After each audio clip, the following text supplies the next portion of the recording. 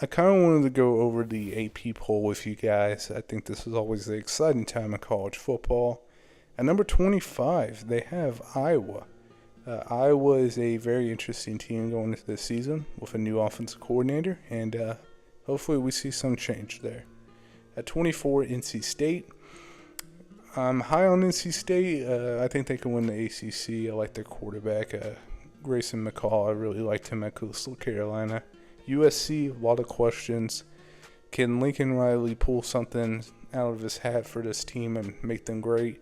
I think there's potential there, but I think 23 is appropriate. Kansas at 22, think they can win the Big 12. Like their team a lot. Arizona at 21.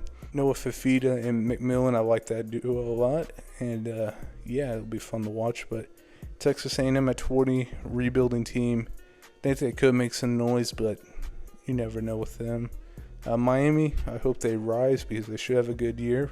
I like Cam Ward a lot, but yeah, they need to have a good year. Kansas State at 18. I think Kansas State, pretty good team. You know what you're going to get from them, and I think they are appropriately in the AP poll right here at 18. I think it's pretty spot on, honestly. 17, Oklahoma State. Ollie Gordon, love me some Ollie Gordon, and yeah, Ollie Gordon, 17, Oklahoma State 17. Why not? 16, Oklahoma. I think a pretty good preseason spot for them. I think 16 is appropriate with that schedule. It's going to be really hard for them, but I think they could be pretty good. Tennessee at 15. Like Nico a lot. That defense is legit as well, so I think they could be good.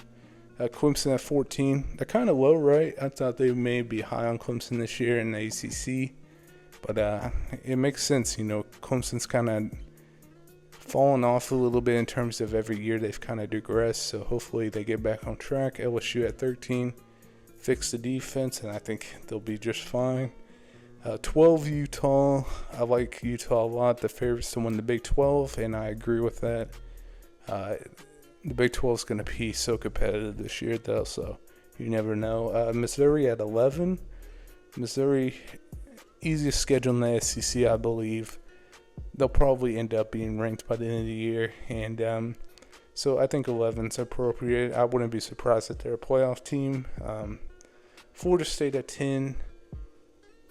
DJ I have some concerns about, but I think Florida State could be good. I think they do have to replace a lot of talent, though. I don't know if Florida State's going to be as good as what some people believe. At number 9, we have Michigan. The defending champs being at number 9 is kind of crazy, but they did lose their head coach and some big pieces. But yeah, Michigan at 9, I think that's a good spot for them. Penn State, James Franklin, Penn State, they're always going to be around this period. Where I just really hope they take another step, right? They kind of have to, but Notre Dame at 7. Notre Dame's a really tricky team for me, but I'll get into them later. 6 is Ole Miss.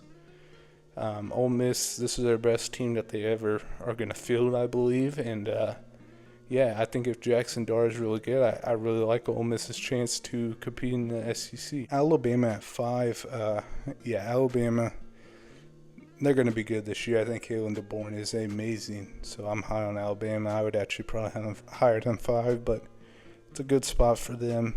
Kalen DeBoer can use some motivating for his team, being the 5th-ranked team.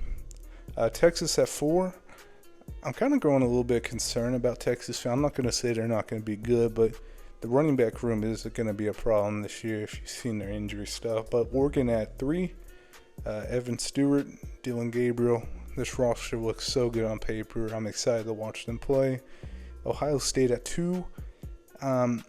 Caleb Downs, that defense is going to be so good. Probably the best defense in college football, if not the team above them, probably. Offensively, if Will Howard can figure it out, Ohio State should be in prime position to win a national championship. So, yeah, then as a second team makes complete sense, obviously. And then number 1 is Georgia.